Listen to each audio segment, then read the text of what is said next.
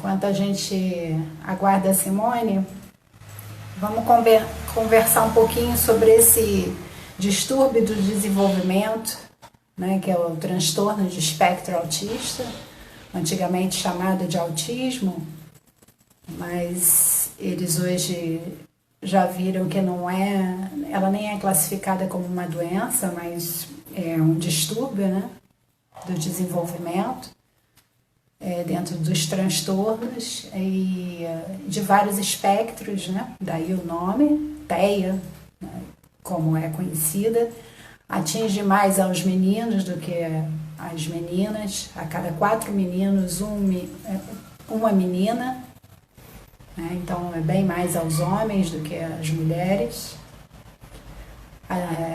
Estima-se que 1% da população mundial tenha esse distúrbio, e 1% parece pouco, mas em números absolutos são 70 milhões de pessoas, então é um número bem expressivo, né? 70 milhões de pessoas, conhecem muito pouco da patologia, pensa-se em genética, epigenética, tem alguns... Cada doença é uma doença, cada pessoa tem uma influência maior, às vezes um paciente tem uma influência maior da genética, o outro já é da epigenética, algumas coisas como... Simone, se você entrou, você me solicita, tá? Para eu poder te adicionar aqui. E o autismo vem do grego, autos, né? Que é si mesmo, é como se o paciente, ou a criança, o adulto tivesse fixado nele mesmo, né? Compromete aí a vida social, alguns movimentos estereotipados, né? Gosta sempre de uma mesma coisa, de uma mesma forma, complicado para ele estar num ambiente muito aberto. A professora Andréa de Islandes, que falou com a gente aqui na semana passada sobre depressão e exercício físico, ela está à frente de um trabalho lá na UFRJ que está suspenso, infelizmente, né? Tanto lá na universidade, quanto um projeto depois, se vocês quiserem dar uma olhada aqui no Instagram, tem uma página chamada Surf for, número 4, Mind.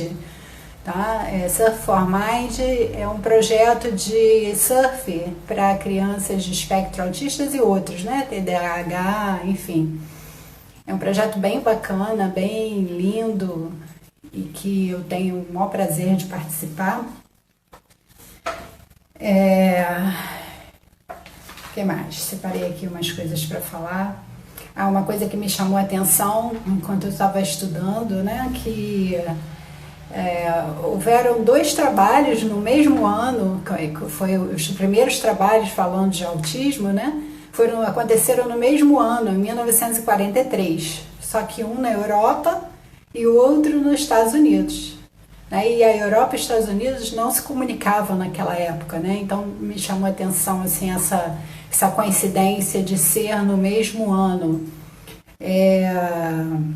Um foi um austríaco, que inclusive dá nome para um dos transtornos, né? Que é o transtorno de Asperger, que ele era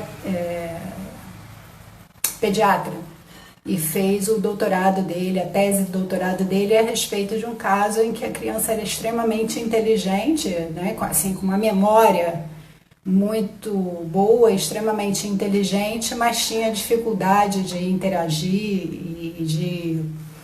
e de se relacionar e o comportamento também, e isso chamou a atenção dele, ao mesmo tempo que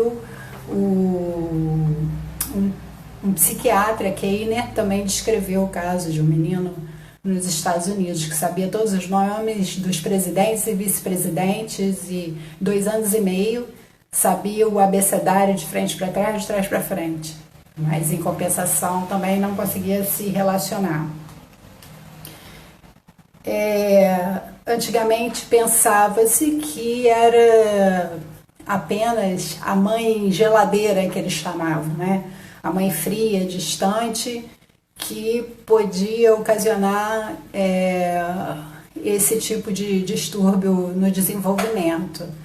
Né? Hoje já se sabe que é muito mais, né? Não é só mais esse tipo de contato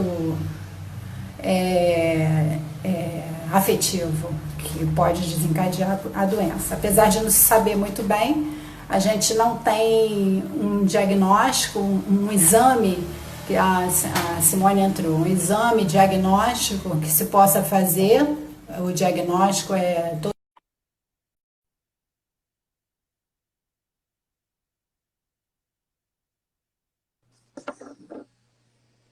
Olá, Simone. Oi, peraí, só um minuto.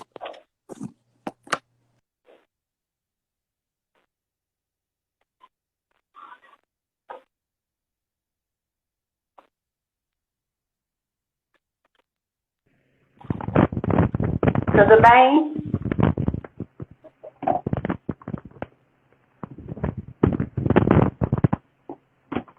Eu estava falando aqui do autismo, dando o histórico dele.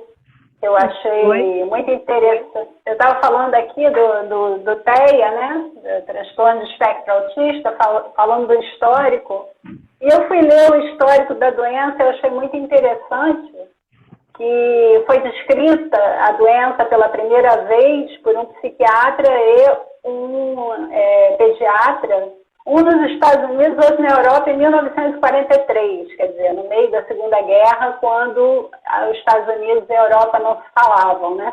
Não tinha comunicação. Então, o sujeito não sabia que um estava pesquisando. Um descreveu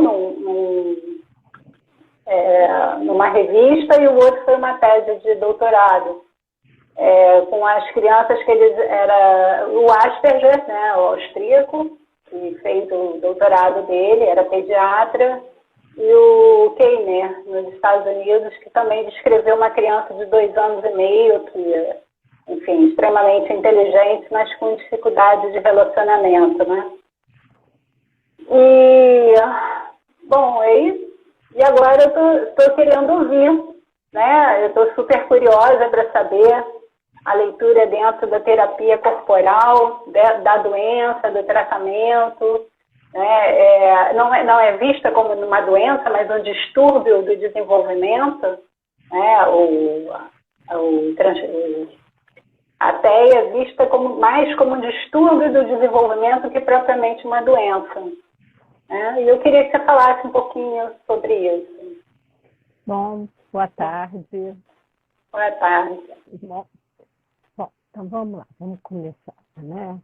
Primeira coisa que a gente tem que entender o que é autismo, né? Autismo, na verdade, realmente, assim, não se vê como uma doença, mas como um transtorno. É uma série de sinais e sintomas. Uma das primeiras coisas, né, o autismo é um desvio do desenvolvimento, do primeiro desenvolvimento. Quer dizer, é algo que acontece dentro do útero. Isso até onde, né, a maioria dos pesquisadores, eles concordam. E uma boa, né, hoje já tem muitas pesquisas, né, porque em neurologia é uma ciência muito jovem. Né, se a gente for pensar nesse aspecto, é uma ciência que começa a se desenvolver realmente a partir da Segunda Guerra. Né? Então, quer dizer, uma doença que começa a ser vista e entendida, né, o cérebro de uma forma geral e as suas comorbidades a partir do século passado para cá. Então, quer dizer, é muito nova. Então, muita coisa ainda não se sabe. Bom, o que se fala sobre o autismo? A gente sabe que tem mais ou menos 17 genes que podem provocar autismo. Isso também é uma pesquisa e não é nada muito certo. Existe também algumas pesquisas pós-morte que mostram que alguns autistas têm um cérebro maior, né? O que daria os transtornos mais graves. Mas a maioria não se encontra nada. Né? Quando você descreve uma criança autista, que você pede, né, para fazer um exame, normalmente o que você vê é um cérebro normal, o mapeamento genético não apresenta nada. Então, se tem uma segunda teoria que se fala do ambiente. que o autismo é uma doença provocada pelo meio ambiente. Que meio ambiente seria esse, né? Já que é primeiro desenvolvimento, nós vamos ter que entender aí do que nós estamos falando. Então, nós estamos falando do meio ambiente, que seria o útero, aonde essa criança se desenvolve. Então, antes disso, né, até aí, né, nós vamos ter que entender um pouco o que Reich fala sobre isso. Bom, Reich foi um cientista e médico, psicanalista, e a trajetória do Reich foi chegar à psicanálise como médico, e ele vai se afastando da psicanálise e entrando por dentro da biologia. Então, ele começa a entender que existe um funcionamento básico para a vida, né? Que é a tal da pulsação. Que todo organismo vivo ele tem que pulsar. Seria isso.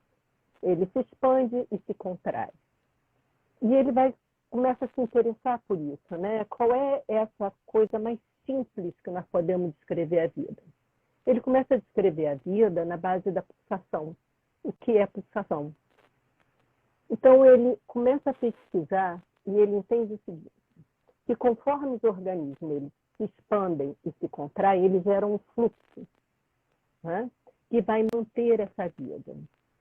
E, a partir de um experimento que algumas pessoas conhecem, né? Quem estuda Reich conhece, que é o experimento da ameba, que é um organismo unicelular, possui um sistema nervoso muito rudimentar. Ele começa a olhar para a ameba e ver esse movimento, né? Então, quando ela expande, ela vai em direção ao outro. Quando volta, ela volta ao seu centro. E aí ele pega um alfinete e começa a espetar essa ameba. Então, ele espeta. No momento que ele espeta a ameba, ela se contrai. E ela paralisa por alguns segundos. Depois que esse estímulo aversivo sai, a ameba volta a pulsar. E ela começa a pulsar novamente. E ele vai dar uma segunda espetadela. E ele vai espetando a ameba e o que ele vai percebendo progressivamente, essa ameba ela se contrai mais. E quando ela volta a expandir, ela vai menos. Né? Até o momento que ela não volta mais. Né? Isso determina, óbvio, a morte da ameba. Então, ele começa a entender essa relação. Né? O organismo ele precisa pulsar. Né? Ele precisa gerar um fluxo. Mas para quê? E ele começa a entender que todo organismo vivo precisa de relação, em busca de. Né? Nós expandimos e vamos em direção a algo. Né? Em direção ao alimento, em direção à relação, algo que vai nos nutrir nesse mundo. E se a gente for pensar, né, no sistema intrauterino, né, no organismo intrauterino, se a gente for olhar, né, para essa célula que está se desenvolvendo, ela pulsa também. Né? Ela vai pulsar e ela vai chegar a isso. E ali ela vai estabelecer uma relação, que é isso que os terapeutas corporais eles começam a entender. Então, quando essa célula começa a se relacionar com esse útero, você tem algo lá fora, que é o útero, que vai responder a essa pulsação da célula. O que nós, haitianos, compreendemos disso? Né? Nós sabemos que, como lá na ameba, um estímulo aversivo ou um meio ambiente não propício vai promover algo nesse movimento de vida. Né? E nós já sabemos lá atrás, né, já com Freud, que existem dois movimentos básicos, né, no prazer e desprazer. Até então, nós sabemos disso, né, que esse organismo intrauterino ele vai funcionar no sentido prazer e desprazer. O que significaria isso? Você está dentro de um útero e essa pulsação, né, esse organismo se movendo ali, encontra um útero receptivo, ele vai ter sensações prazerosas e expansivas. Se esse útero não está receptivo por algum motivo, esse organismo tende a ter uma pulsação diminuída, mais para dentro de si, mais em direção ao núcleo. E conforme a gente, né, vai pesquisando, já tem vários autores falando sobre isso, que é essa relação do organismo intrauterino com o útero, né, que seria uma matriz. A ideia de matriz é uma ideia relativamente, né, já antiga, não é uma ideia muito nova. Então, o útero seria uma matriz. Né? Nós teríamos 3 grandes matrizes durante o nosso desenvolvimento. Né? O útero, a mãe e depois o mundo. Então, o útero seria esse primeiro lugar, essa primeira chegada de relação. Né? Para Reich, relação é com o outro. Nós estamos na vida, né, buscando relação, buscando essa troca. O Kahneman, não sei se vocês conhecem, que escreveu Anatomia Emocional, logo no início do livro dele, tem algo muito bonito que ele vai falar sobre relação. Né? Ele diz que a nossa primeira relação após o nascimento é respirar. É uma troca. Isso. Você recebe da natureza e doa a natureza do gás carbônico, né? Exatamente. É muito bonito isso. Nós recebemos energia para viver, que é o oxigênio, nós precisamos disso. A partir do momento que a gente nasce, aceitar esse mundo é respirar. Quando a gente respira, a nossa primeira respiração, nós estamos aceitando esse mundo. Então, né, o Kahneman ele fala dessa relação. No organismo intrauterino, essa relação, essa troca também existe. E essa troca ela vai acontecer desde um primeiro momento. Então, quando a gente diz, tem 17 genes que podem, né, causar autismo. Como é que isso se dá? Né? Nós vamos ter que pensar em embriologia lá atrás. Né? Como é que isso acontece? Como é que é a divisão genética? Né? Nós sabemos que existe algo físico ali. Né? Um óvulo se encontra com o espermatozoide. Quando eles se fundem, eles têm uma carga genética que vai se encontrar, eles vão se entrelaçar. E aí Reich vai falar de algo muito bonito, que ele diz que esse momento é um momento de iluminação, é um momento de encontro, é como se fosse uma grande explosão. E aí nós precisamos entender do que ele está falando, né? O que ele está dizendo para a gente é o seguinte: o óvulo da mãe, espermatozoide do pai, traz uma carga, não só genética, mas uma carga energética desses indivíduos que vão se encontrar. Então, nessa explosão, essas relações, essas primeiras relações, que são as relações, né, do DNA, vão acontecer. Então, a gente pode até começar a pensar, né, o que acontece aí com o gene defeituoso? Né? Que momento é esse? E por que uma família tem uma criança sindrômica, né? A gente conhece muitas, e a outra não? O que determina isso? Será que é só um encontro genético? Ou tem uma série de circunstâncias desse ambiente que vai promover isso? Né? A gente, que a mãe tem mais de um filho, que é pai e tem mais de um filho, a gente sabe que um filho não é igual ao outro. E a gente diz, mesma mãe, mesmo pai. O que acontece aí?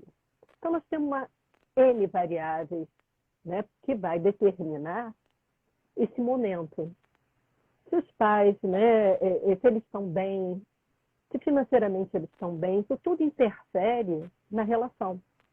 Então, o tipo de relação, né? O tipo de relação que eles têm, o ambiente da casa, o ambiente familiar. Entende, Ana? Como você está naquele momento? A relação como ela está naquele momento. Né? Às vezes a gente gera um filho e está num momento de relação muito ruim. Quem é você estava falando aí do encontro, né, dos gametas e tal, e eu fiquei lembrando, porque eu sei qual foi a relação em que eu concebi os meus filhos. Porque foi de uma intensidade, de um amor, de uma entrega tão grande que eu tenho certeza, foi naquele momento. Os 3, eu tenho 3. Tem esse tipo de experiência e tem experiência do tipo, o casal está se separando e engravida, isso é muito comum, né? Na clínica a gente vê muito isso. Então, que momento é esse, né? Energeticamente, né? Como é que você está se doando para uma pessoa a quem você está se separando?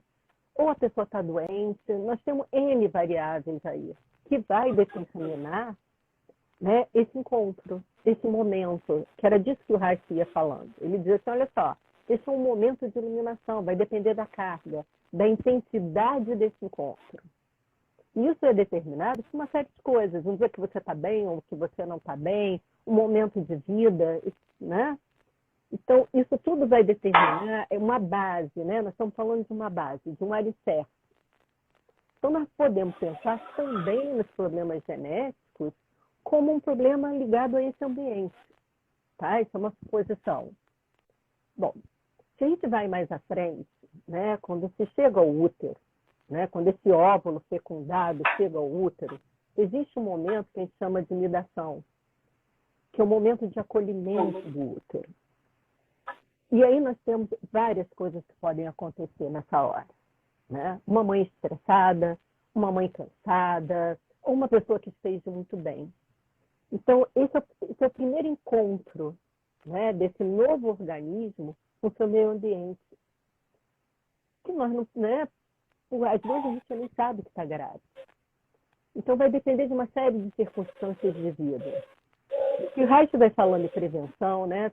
Ele tem uma parte, o final, o último período da vida dele, ele vai falar sobre prevenção, que é justamente esse momento. Então, ele vai entendendo, né, que esse útero que acolhe, ele tem uma condição que tem a ver com a vida, que tem a ver com o momento, que tem a ver com o ambiente, que tem a ver com uma série de coisas. Né? Nós estamos vivendo no mundo, por exemplo. Né? Se você está num ambiente muito estressante, engravida, seu organismo responde a esse ambiente, a gente sabe disso.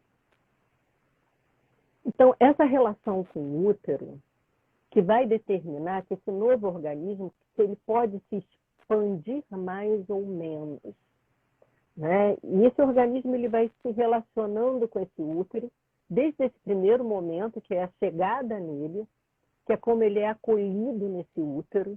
Nós sabemos que tem uma série de patologias aí, né? Placenta prévia, e aí nós podemos pensar o que significa uma placenta prévia, uma anidação, né, muito comum. Né? Então, nós começamos a olhar e dizer, assim, bom, como isso interfere na sensação desse organismo de que ele pode ir para o mundo, de que ele pode realmente ser acolhido e estar nesse mundo. Se nós vamos pensar que o autismo tem a base nesse primeiro desenvolvimento, né, que é o quanto esse organismo vai poder pulsar e se relacionar com esse ambiente novo, com essa matriz nova. Então, nós temos que pensar em várias variáveis. Né? A gente, como terapeuta, né, eu sou terapeuta há mais de 30 anos, eu comecei em neurologia, na verdade, né? Eu comecei dentro de um centro de reabilitação. O que a gente vê ali dentro, nas histórias das mães com aquelas crianças, normalmente são histórias muito difíceis de vida. Né? Nós temos uma série de circunstâncias que tornam a coisa muito difícil. Uma mãe deprimida tem um útero que vai estar deprimido também. A gente sabe que a depressão não é uma questão só psíquica. E aí nós vamos pensar como é essa relação de uma mãe que está descarregada, esvaziada, tendo que nutrir um organismo novo. Tem? Qual é a capacidade de troca que a gente vai ter aí? Então, quando a gente fala que o autismo está ligado a essa troca, é essa troca emocional. Que nós sabemos que o organismo, nesse momento, ele está se desenvolvendo somaticamente e psiquicamente. Né? Vai criar uma identidade nessa relação com o outro. Isso a gente já conhece através, né, dos estudos da psicanálise e do psiquismo. Né? Que para a gente criar um eu, é necessário um outro. Nós só conseguimos estabelecer como um eu, né, relacional através do momento que a gente reconhece um outro lá fora. Então, a gente já sabe. E é exatamente aí que está o TEA, né? Que é nessa relação. Sim, porque isso que eu estou falando é o seguinte, isso é posterior, né? O que Freud vai falar, Melanie Klein, dessa construção desse eu psíquico. Mas nós temos que pensar que nesse momento não tem psiquismo, tem só sensação, tem só um organismo que pulsa. Nós não temos um sistema nervoso formado, nós não temos um cérebro, nós não temos na memória, né, no sentido cortical. Nós temos células que pulsam e que vão formar algo, né, que estão formando todo um organismo complexo. E aí a teoria é essa pulsação está reprimida pelo ambiente. Não é que ela esteja reprimida, né? Então, vamos dizer assim, é uma relação, tá? Então, o que acontece? A partir do momento que esse organismo pulsa, ele precisa de algo fora que receba e pulse junto. Isso é relação. Que possa acolher isso, que possa dar para esse organismo uma capacidade de expandir. Se ele tem um fluxo diminuído de oxigênio, vamos supor, né, uma questão somática qualquer, uma mãe ansiosa, né, que tem ataques de ansiedade, não precisa ser uma patologia, porque aqui nós não vamos falar de patologia, porque existem algumas patologias que a gente sabe que vai levar um fluxo menor de oxigênio, podendo levar até o feto a ter realmente uma lesão cerebral. Aí é uma outra história, né, que aí nós vamos falar do encefalopata. Porque o autista não é um encefalopata, tá? Ele não tem uma lesão, mas ele tem algo ali nessa relação que não acontece. Então, vamos lá. Uma mãe sofre de ataques de ansiedade. No ataque de ansiedade, o organismo inteiro vai se contrair e o suporte de oxigênio ele diminui. Né? A gente sabe que um ataque de ansiedade pode levar até uma acidose do organismo e fazer com que a mãe fique cianótica. Essa contração brusca do organismo da mãe vai gerar algo no organismo do bebê, do feto que está ali. Se o útero se contrai fortemente, ele sente uma ameaça. Só que nesse momento ele não tem um psiquismo para pensar, minha mãe está tendo um ataque de ansiedade, daqui a pouquinho ela vai estar bem. É uma coisa só, né? Eu estou tendo um ataque de ansiedade, né? E nem é um pensamento, é uma sensação. Exatamente, não se tem essa ideia. Então, imagina um feto, né, que não tem essa ideia, ele só sente uma profunda contração no seu organismo e uma sensação profunda de morte. O que o organismo faz, né, que o Reich descobriu na ameba, que em toda situação de ameaça, nós nos encolhemos e vamos para o nosso centro, né, numa tentativa de manter a vida. Então, nós diminuímos todo o nosso movimento e levamos para o centro para que a vida possa ser mantida. Né? Toda situação de estresse, a gente sabe que isso acontece. Nós vamos fazer o quê? Vamos pegar tudo que resta, todo o nosso oxigênio, e vamos para as funções vitais. E é isso que esse organismo vai fazer. Ele para de se expandir, né, de ter um movimento mais expandido e vai para o centro. Porque ele ainda não tem essa capacidade de entender o que está acontecendo no organismo da mãe. Né? Muita gente vai chamar isso de memória celular. Tá? Na hora que esse organismo se contrai e fica preso ali. Óbvio que depois que a mãe sai do ataque de ansiedade, esse organismo pode voltar a pulsar. Então, vamos imaginar uma mãe que tem ataques de ansiedade constantes. Né? O que vai acontecer com esse organismo que está ali dentro, que está se desenvolvendo? Então, vai ser como a ameba. Ele vai estar o tempo todo sendo espetado. O tempo todo ali.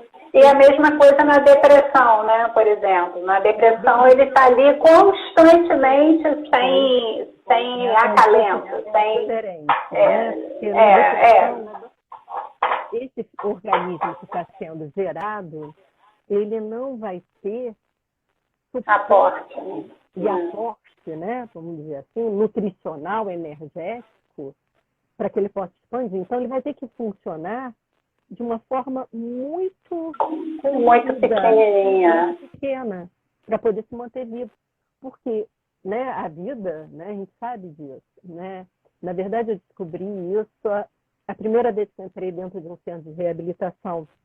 Eu acho que foi a primeira vez que eu entrei, foi em 1990. Aí eu cheguei, né, era o CREA, é um centro de reabilitação aqui em Niterói, que já não existe mais. E eu fui para, né, na minha primeira faculdade de fisioterapia.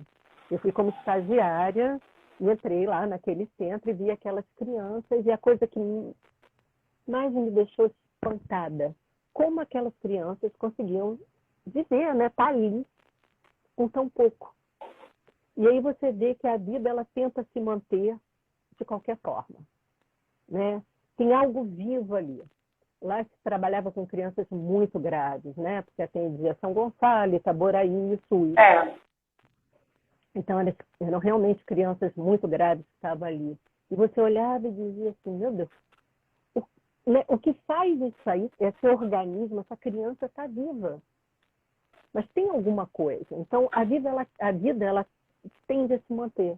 Então uma mãe deprimida, né, voltando lá para o útero, quando ela está muito deprimida, esse organismo ele vai tentar se manter vivo. Então nós temos uma série de coisas aí que pode levar a esse organismo a ir mais para o centro, a não conseguir ir para fora. Então o que a gente imagina sobre o autista, né? Nesse momento do desenvolvimento, nós estamos estabelecendo a nossa capacidade de contato. Isso é um conceito haitiano também. Porque quando a gente pensa em contato, a gente pensa, olhar e ver. Não, não é só isso. Muitas vezes a gente olha e não vê, né? E quando o Reich vai falar de contato, ele fala de uma, vamos dizer, que seria uma estrada de mão dupla. Contato é lá fora, a capacidade que eu tenho de enxergar o que está fora. De ir lá e de deixar chegar. Exato, que a gente vai chamar isso de relação. Então, nesse período, né, nesse primeiro desenvolvimento, que é todo o desenvolvimento da vida intrauterina até o nascimento, é esse contato que vai estar sendo estabelecido. Né? O contato que seria o quê? Eu poder ver lá fora e ver aqui dentro. Estabelecer esse limite que é entre eu, né? E isso vai sendo, nesse primeiro desenvolvimento, nós estamos o tempo todo desenvolvendo essa capacidade, né? Que é a capacidade de contato, que Reich vai falar, que é o desenvolvimento do primeiro segmento. Bom, então se nós temos alguma coisa aí que interfere, né, seja uma situação pontual, né, pode ser uma mãe que passa por um trauma, uma mãe muito deprimida, ou uma situação de relação, pode ser que esse organismo não consiga ter a capacidade, a partir do momento que ele nasce, de estabelecer esse contato com o mundo lá fora, porque essa primeira matriz, ela não foi boa. E aí nós vamos ter que pensar no conceito de matriz, né? Matriz é algo que tem que nutrir esse feto, né? Ou essa vida em desenvolvimento, nutrir a nível somático e psíquico, tem que estabelecer um ambiente de segurança, né? Tem que gerar segurança e exploração. Então, esse organismo ele tem que ser capaz de explorar o seu ambiente. E para a gente poder explorar o ambiente, a gente tem que ter um ambiente seguro, um ambiente aquecido, que seria nesse momento que é a necessidade desse feto, né? Desse ser em desenvolvimento. Então, se algo acontece nesse trajeto, quando essa criança nasce, ela nasce com uma capacidade diminuída, né, de poder ir para o mundo. Então, né, o autismo é uma situação clínica, né? Na maioria das vezes, o diagnóstico é clínico. É uma criança que não consegue estabelecer, né, desde bebê, o contato ocular.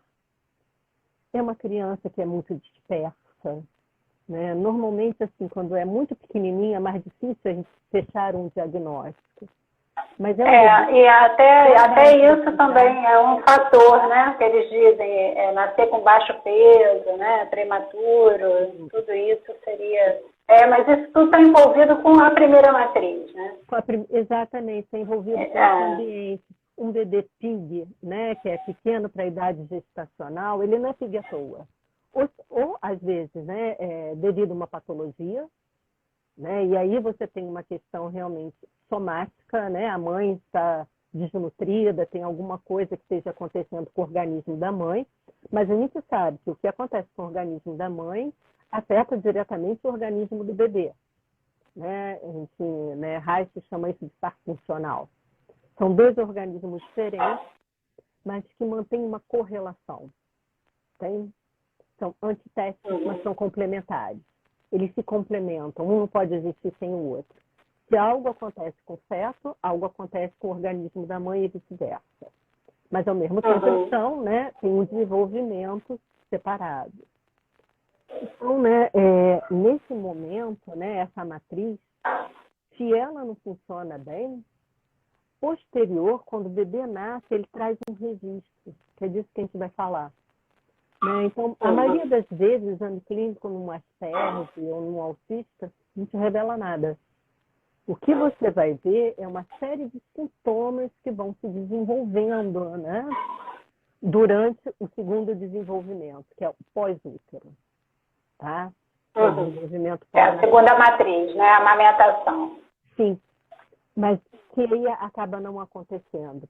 Porque o que acontece? Se essa criança está que nem aquela mebinha, né? Foi muito espetada e está muito recolhida, está muito ao centro, quando vem, né, para o mundo e vai se relacionar com essa mãe, não tem a capacidade de ir. Entende? Ele fica preso ali. Não consegue se alimentar. Porque a amamentação exige todo um movimento de captura, né, do alimento, de movimentação em direção. Porque o que a gente fala sobre a amamentação? A amamentação ela tem dois momentos, né? Tem um momento de nutrição somática, e um momento de nutrição afetiva, né? Isso às vezes é muito difícil para as mães entenderem. Então, o bebê primeiro ele mata a fome, depois ele se preenche de afeto. Né? Então, quando ele fica chupetando, que a mãe diz, mas está fazendo meu bico de chupeta. Não é só isso. Ele está voltando de novo a uma relação intrauterina. Porque essa relação dentro do útero é estabelecida através do cordão umbilical. Ele está diretamente ligado a essa mãe o tempo todo. Essa relação ela é muito íntima. Quando o bebê nasce, a forma que ele tem de retomar a esse estado de fusão é através do peito. Né? E aí nós temos que pensar na mãe, se é possível para ela suportar, e a capacidade desse bebê. De ir também ao encontro disso e se permitir poder, né, ter uma relação de prazer aí. Nós vamos falar, então, do orgasmo oral. Tá? Nós sabemos que os bebês, quando são amamentados, eles têm um orgasmo oral. Muitas mães acham que eles estão tendo uma crise epilética, não estão, não. Eu pensei que meu filho estava tendo uma convulsão. Sim, Corri com ele para emergência, muitas vezes. Tinha muito Mas ele não está com febre, gente. Como é que pode? O que acontece? O bebê ele tem literalmente um orgasmo. O corpo inteiro treme, os olhinhos reviram e a boquinha treme. Algumas mães ficam apavoradas, né? O que está acontecendo? Eu pensei que fosse uma convulsão. Pois é, mas não é. É normal, é natural. Os bebês fazem isso. Né? E as mães, às vezes, se assustam mesmo.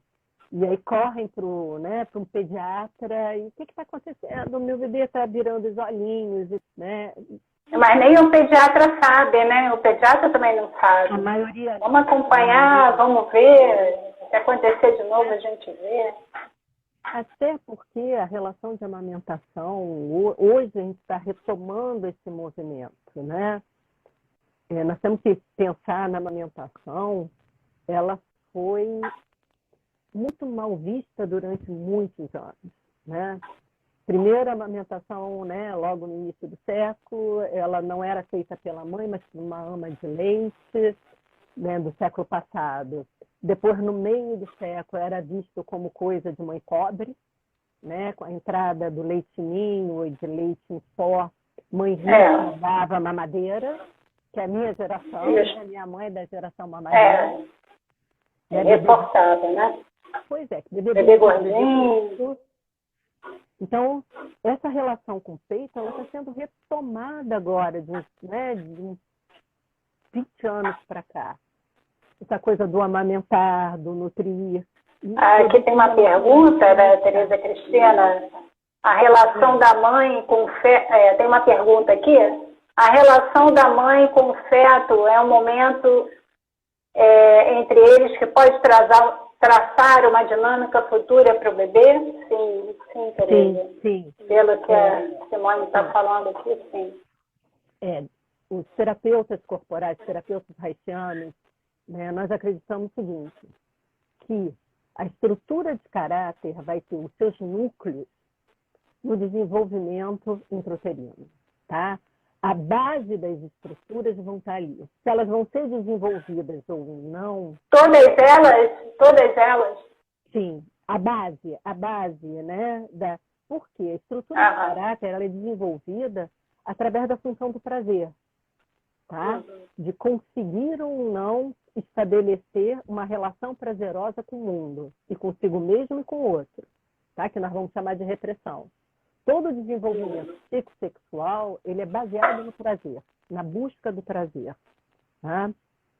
Então, na vida intrauterina, se esse organismo está muito contraído, se ele tem uma capacidade de se expandir, tá? Isso é, vamos dizer assim, é um núcleo, da onde parte.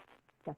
Mas isso não é determinante, a gente tem que ter muito cuidado com esse pensamento, às vezes muito mecânico, de que aconteceu lá no útero, pronto, não tem mais jeito. Não. Hoje, até com relação ao autor, alguns autores estão falando em cura, né?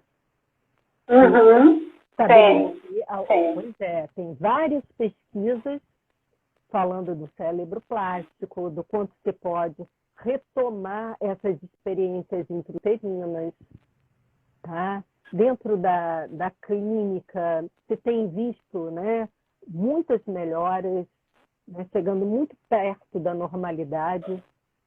Então, assim, existe algo que pode, não é determinante, mas é uma base. Sim, o que você nasceu, a condição que você nasceu tem total capacidade de transformação, neuroplasticidade, né? O que mais tem sido visto aí. Aí, vamos falar da segunda matriz. E caso haja uma amamentação? Pois é. Essa é a questão, né? Uma mãe... Você falou da impossibilidade, né? Mas vamos lá, uma mãe insistente, disponível... Sim. Pode... O que a gente vê aí? Que passou por um momento durante a gestação... Sim, dentro da terapia corporal, o que a gente tem? Bom, existe algo que aconteceu lá, com esse organismo lá no útero, né? A gente sabe que trauma, quanto, né, nesse sentido de algo que vai trazer algum desvio no desenvolvimento, né? Falando de trauma nesse sentido. Quanto mais regredido, quanto mais esse organismo não estiver preparado para lidar com essa situação, né, nós sabemos que é mais grave. Então, tudo que se passa na vida intrauterina é muito mais grave do que pode, porque depois, quando você sai, você tem outros recursos que na vida intrauterina a gente não tem. Então, quanto mais tarde, né, ocorre um trauma ou algum desvio, nós já temos recursos para lidar com frustração, nós temos uma fala, nós temos um movimento.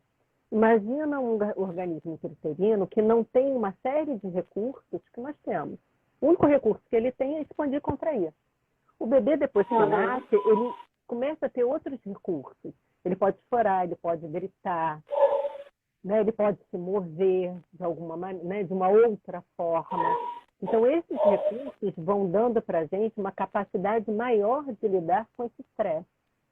Então, esse segundo desenvolvimento, né, ele não determina que seja exatamente o que aconteceu no primeiro.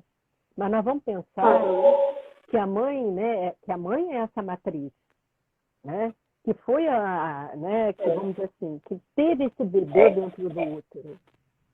Se é uma mãe estressada, ela vai continuar sendo estressada quando o bebê nascer. Okay? Óbvio que se pode fazer uma série de coisas, tá? Se ela percebe isso, se for procurar ajuda, isso pode. Então, nós temos outras coisas que podem não ser determinantes, entende? Se essa criança vai ser autista ou vai ter qualquer problema no seu primeiro segmento, que seja esquizoidia. E aí nós colocamos uma série de doenças, não só o autismo, tá? Que podem ser determinadas uterinas. Esquizofrenia é uma delas. Hoje a gente estuda a esquizofrenia como algo que tem o seu núcleo na vida intrauterina, tá? Problemas psíquicos, né, mais graves de uma forma geral. Nós sabemos também que, a nível somático, né, as doenças autoimunes são doenças que são desenvolvidas... Intrauterina? Sim. Olha. Nós colocamos... faz sentido, né? Faz sentido. Se o sujeito está numa matriz deficiente, faz todo sentido, né? Pois é. O corpo dele vai reagir àquilo ali. Né? O que a gente diz que é uma biopatia, né? As biopatias, elas estão ligadas ao reconhecimento de um eu. Então, a doença autoimune é como se, de alguma forma, seu próprio organismo não reconhece, não se reconhece. Então, é uma falta de identidade biológica. Então, nós temos dois tipos de falta de identidade, né? A biológica e a psíquica.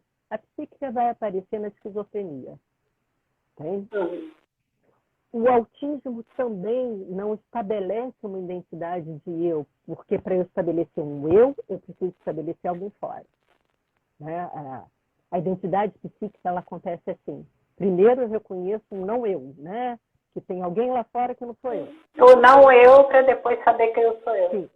A partir do momento que eu vou estabelecendo esse não eu, esse outro lá fora, eu começo a estabelecer quem sou eu. Tá? Então, nós temos uma série de doenças hoje, vistas dentro da terapia corporal, que são doenças ligadas ao útero, que têm, né, os seus núcleos ali, que podem se desenvolver ou não. Né? Quantas histórias a gente conhece de gente que desenvolve doença autoimune com 30, 40 anos, não necessariamente quando pequeno. E normalmente o que a gente vê é numa situação de estresse muito grande, onde o organismo tem que se encolher muito profundamente e aí abre uma crise. Né? Simone, a incidência é muito alta, né? 1% da população do autismo, do TEA, transtorno de espectro autista, né? Aí o pessoal, não, porque mudou o diagnóstico, mudou o diagnóstico, agora a forma de diagnóstico e tal, mas uma a cada 60 crianças é muita coisa. Eu acho muito, né? Coisa. Muita coisa. A doença social, agora, a doença social tem influência na qualidade desse útero, na qualidade dessa relação, né? E aí você transcende isso. Bom, o tipo de patologia que a gente vem vendo em criança, psicopatologia, vem mudando muito, tá? A gente tinha um tipo de criança 20 anos atrás, hoje nós temos outro tipo de criança. Assim, né, que a gente vem vendo, nós estamos com uma geração que a gente chama muito esquizoide, que é uma geração com uma identidade muito fluida, né? É uma geração que você não determina, tanto que nós temos hoje uma infinidade de gêneros, né? Então, uma capacidade de se identificar com algo muito difícil, tá? Assim, né, esse diagnóstico de autismo, ele vem aumentando, né? Então, as pessoas dizem, antigamente a gente via menos. Talvez a gente visse realmente menos. Hoje é muito mais comum e as pessoas estão reconhecendo mais também. Então, nós temos que pensar nisso também. Né? O autismo está sendo mais conhecido. Né? As pessoas estão sabendo diagnosticar mais rápido. Às vezes eu nem estou falando do aumento, eu não estou falando do aumento. Vamos olhar só o dado de hoje, sem falar do aumento. Né? 1% da população mundial, 70 milhões de pessoas têm o diagnóstico de autismo. Olhar no momento atual. É muita coisa. Aí a primeira coisa que a gente ia ter que fazer era um estudo sociológico, né? Entender o que está acontecendo com a comunidade. O que está acontecendo com as mães, de uma forma geral, né? Nós temos todo um contexto social e histórico, né, que as mulheres estão lidando hoje. Não só as mulheres, quanto os homens. E isso é um ambiente. Então, quando a gente fala de um ambiente do desenvolvimento, né, desse primeiro desenvolvimento, nós estamos falando de um pai e de uma mãe, que estão dentro de um contexto social. A vida hoje é muito diferente do que era 20, 30 anos atrás. Né? O tempo disponível que a gente tem, uma série de questões hoje de vida que as mulheres se deparam. Então, nós temos que pensar num contexto muito mais amplo. E fora o que a gente nasce num contexto e quando nós somos adultos, como a mudança está sendo muito mais rápida do que era 50 anos atrás, nós nascemos num contexto e quando nós nos tornamos adultos, nós estamos num contexto completamente diferente. Reich vai dizer que a neurose é um produto social. Tá? A neurose ela é produzida dentro de uma sociedade. Agora, a psicose também. Nós estamos falando de um grau, né, mais anterior. Então, se a gente sabe que nós vamos desenvolver a neurose na relação social, então nós estamos falando de um ambiente, de uma sociedade. O aumento do autismo dentro de uma sociedade está falando de uma doença da sociedade também. Né? Se você for ter uma visão mais sistêmica, a gente sabe disso. Por exemplo, uma família que tem um psicótico, você não tem um psicótico, você tem uma família psicótica ali. Algo acontece naquela família que produz uma doença psíquica. O autismo também. E nós vamos pensar, né, que essa criança está inserida no meio familiar, numa escola, numa sociedade. Nós não temos como muito fugir disso. Então, esse desenvolvimento pós o útero, nós temos uma série de variáveis que estão em torno dessa criança que podem ou não desenvolver algo que aconteceu na vida intrauterina. Eu acho que era essa a pergunta. Então, assim, a vida intrauterina, ela não é determinante, mas ela traz um potencial ali, maior ou menor. Tá? Mais carga, menos carga, mais capacidade de lidar, né, com esse desenvolvimento ou não. E a partir do momento que você nasce, você tem uma segunda matriz que é a mãe. Então, essa relação mãe-bebê, esse vínculo que vai poder ser formado, né, porque é uma dupla. Então, nós não estamos falando só de um bebê, nós estamos falando de uma mãe. Qual é a capacidade dessa mãe também? Tem? Então, esse segundo desenvolvimento, que é a matriz mãe, nós vamos ter que pensar na mãe. Né? Quando, por exemplo, quando a gente vai falar, né, normalmente eu vejo as pessoas falando de desmame de uma forma muito mecânica, olhando para o bebê. Não, porque aí nasce dente, tem que tirar do peito. Porque com 8 meses, né, a criança... Quando a gente vai falar de desmame, nós estamos falando de mãe, bebê. Tá? Ainda temos que lembrar que tem uma outra figura, que é o pai, que entra... Que é o pai. Sim, é uma tríade, sempre. Tá? Essa relação é uma relação em 3. Esse pai está aí, já tem uma função. E o pai é a terceira matriz, seria a terceira matriz, já é o outro, fora o bebê e a mãe. Fora o bebê e a mãe. Mas nessa segunda matriz, o que acontece? Né? Esse bebê e essa mãe tem que ser capaz de fazer vínculo. Os dois. Não só o bebê, mas a mãe também. Então, quando a gente vai falar de amamentação, né, nós estamos falando se a mãe é capaz, se a mãe pode também. E o desmame não se dá só pelo bebê. Eu tive dificuldade de desmamar. Muitas mães têm. De deixar ir para o mundo, não se sente esvaziada. Tem uma série de questões que tem a ver com a mãe, não com o bebê. O bebê já pode, mas o bebê mostra e a mãe segura.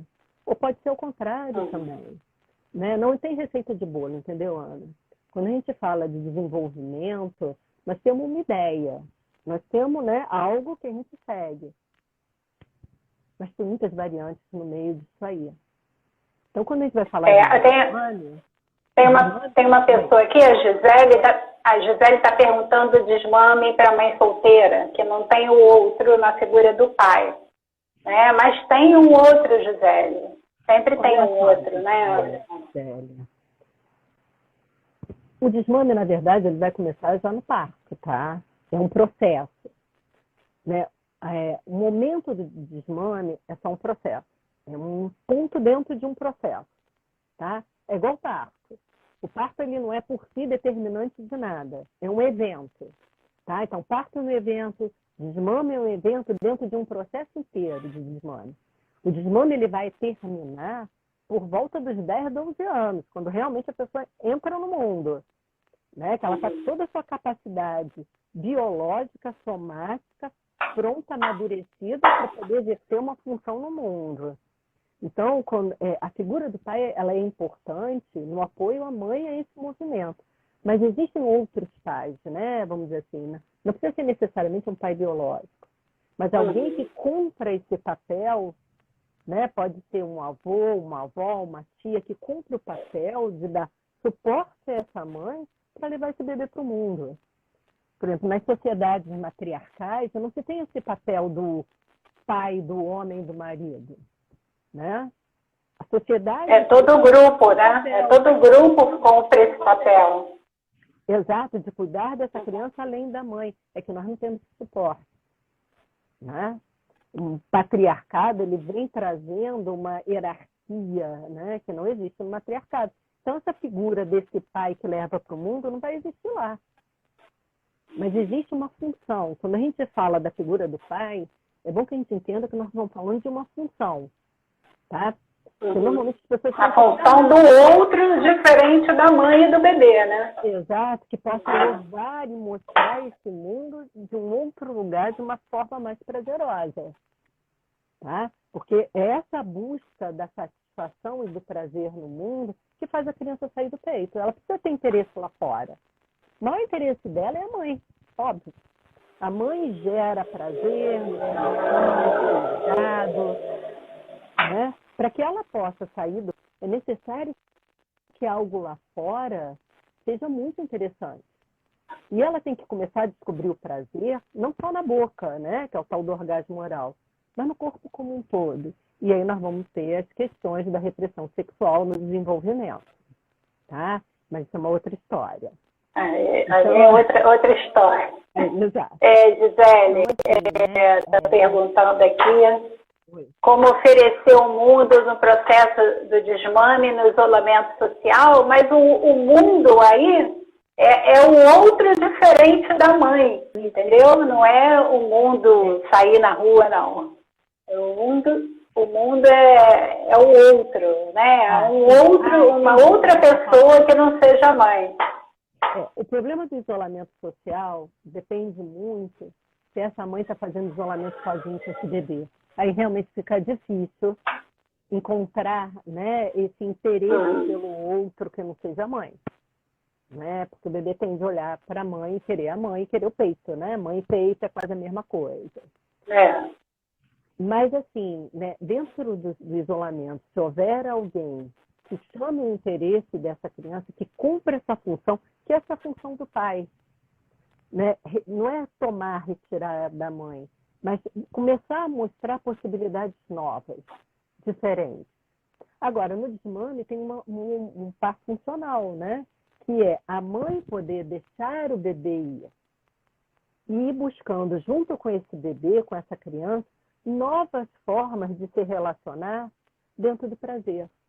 Que não fique essa relação só de peito, mas que essa mãe possa ir desenvolvendo novos mecanismos de relação. Simone? Oi. Simone, está acabando o tempo. Ah, tá. Eu vou fechar e vou abrir de novo, tá? Só para a gente fechar isso. Ah, tá bom. Tá bom? Ok.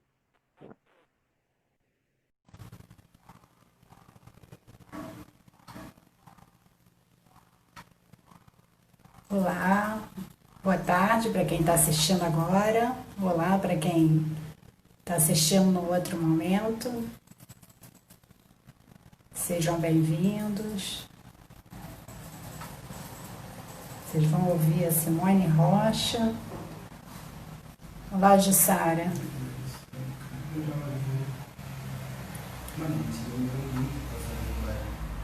Simone é sócia do Centro de Análise do Movimento, que é aqui em Niterói, em terapia corporal, terapia haitiana.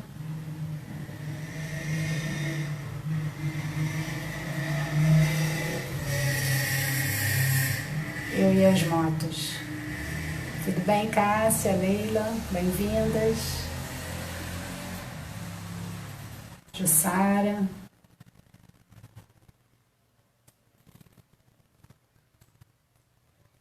enquanto a gente aguarda a Simone, vamos conversar um pouquinho sobre esse distúrbio do desenvolvimento, né, que é o transtorno de espectro autista, antigamente chamado de autismo, mas eles hoje já viram que não é, ela nem é classificada como uma doença, mas é um distúrbio, né, do desenvolvimento, dentro dos transtornos e de vários espectros, né, daí o nome, TEA, né, como é conhecida, atinge mais aos meninos do que às meninas, a cada 4 meninos, uma menina, né, então é bem mais aos homens do que às mulheres.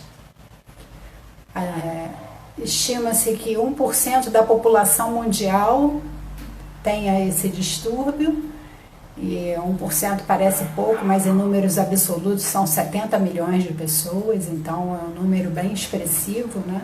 70 milhões de pessoas, conhece-se muito pouco da patologia, pensa-se em genética, epigenética, tem alguns... Cada doença é uma doença, cada pessoa tem uma influência maior, às vezes um paciente tem uma influência maior da genética, o outro já é da epigenética, algumas coisas como... Simone, se você entrou, você me solicita, tá? Para eu poder te adicionar aqui.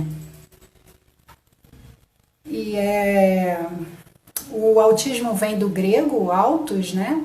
Que é si mesmo, é como se o paciente, a criança, o adulto tivesse fixado nele mesmo, né? Compromete aí a vida social, alguns movimentos estereotipados, né? Gosta sempre de uma mesma coisa, de uma mesma forma, complicado para ele estar num ambiente muito aberto.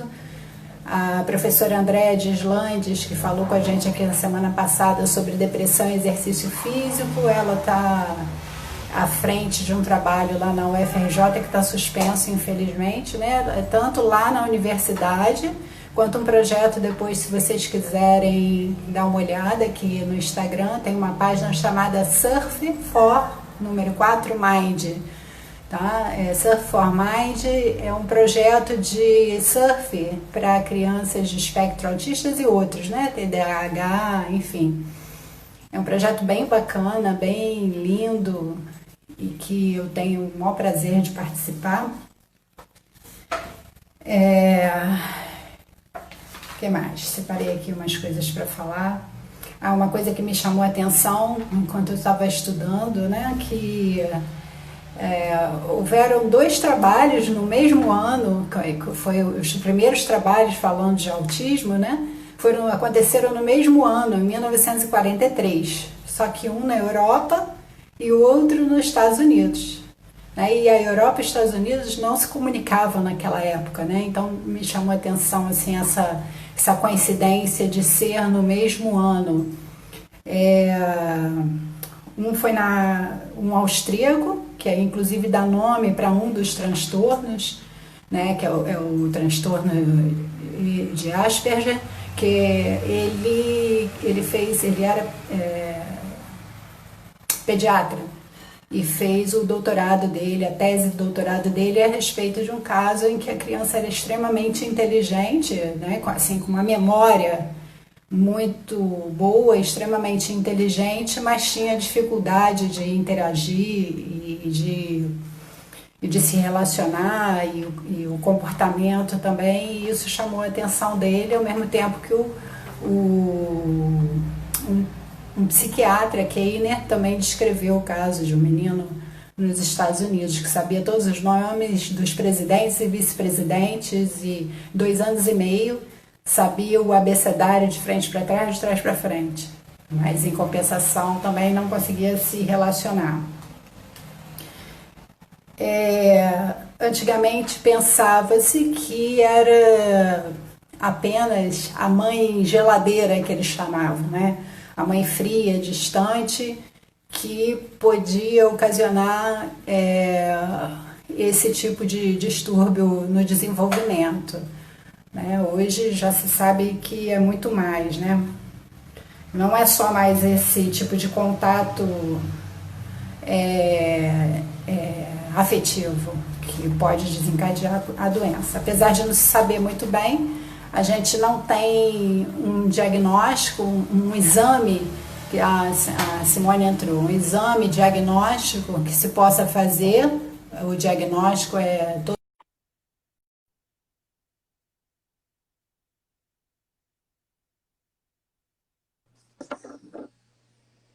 Olá, Simone. Oi, peraí, só um minuto.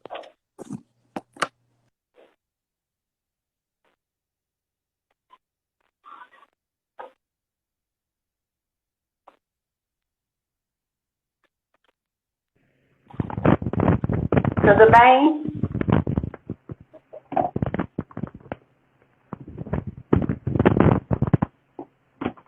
Eu estava falando aqui do autismo, dando o histórico dele.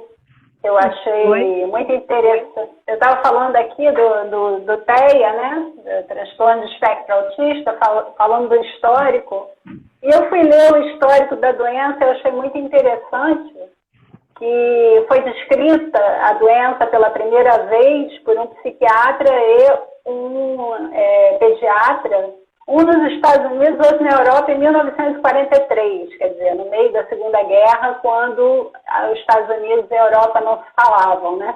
Não tinha comunicação. Então, o sujeito não sabia que um estava pesquisando. Um descreveu numa revista e o outro foi uma tese de doutorado. Com as crianças que era o Asperger, né, o austríaco, que fez o doutorado dele, era pediatra, e o Keiner, nos Estados Unidos, que também descreveu uma criança de 2 anos e meio, que, enfim, extremamente inteligente, mas com dificuldade de relacionamento, né? E, bom, é isso. E agora eu estou querendo ouvir, né? Eu estou super curiosa para saber a leitura dentro da terapia corporal, da doença, do tratamento. Né? Não é vista como uma doença, mas um distúrbio do desenvolvimento. Né? A TEA é vista mais como um distúrbio do desenvolvimento que propriamente uma doença. Né? E eu queria que você falasse um pouquinho sobre isso. Bom, boa tarde. Boa tarde. Bom, então vamos lá, vamos começar, né? Primeira coisa que a gente tem que entender o que é autismo, né? Autismo, na verdade, realmente, assim, não se vê como uma doença, mas como um transtorno. É uma série de sinais e sintomas.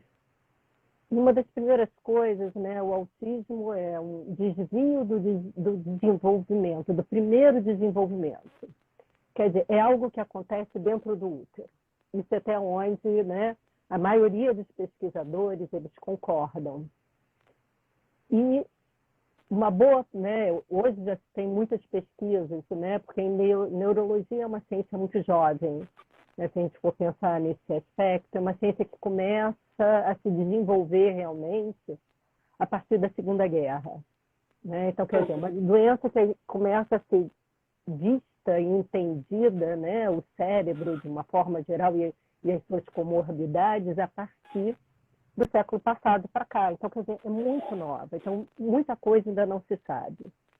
Bom, o que se fala sobre o autismo?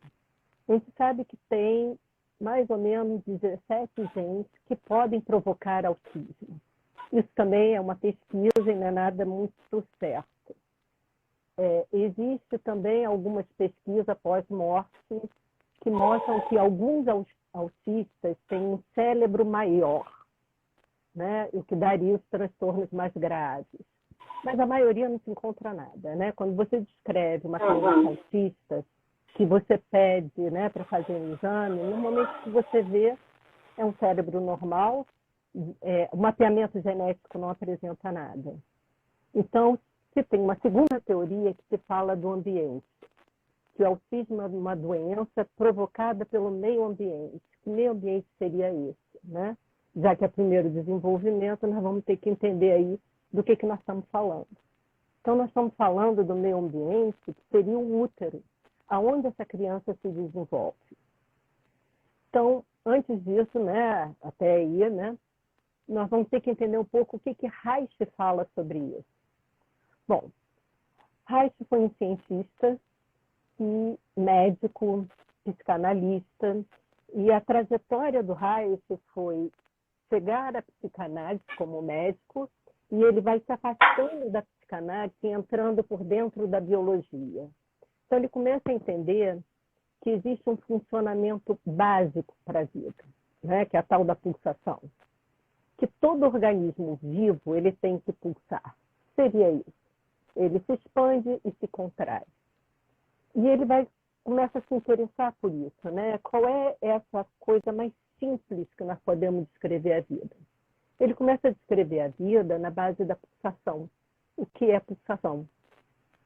Então, ele começa a pesquisar e ele entende o seguinte, que conforme os organismos eles se expandem e se contraem, eles geram um fluxo, né, que vai manter essa vida.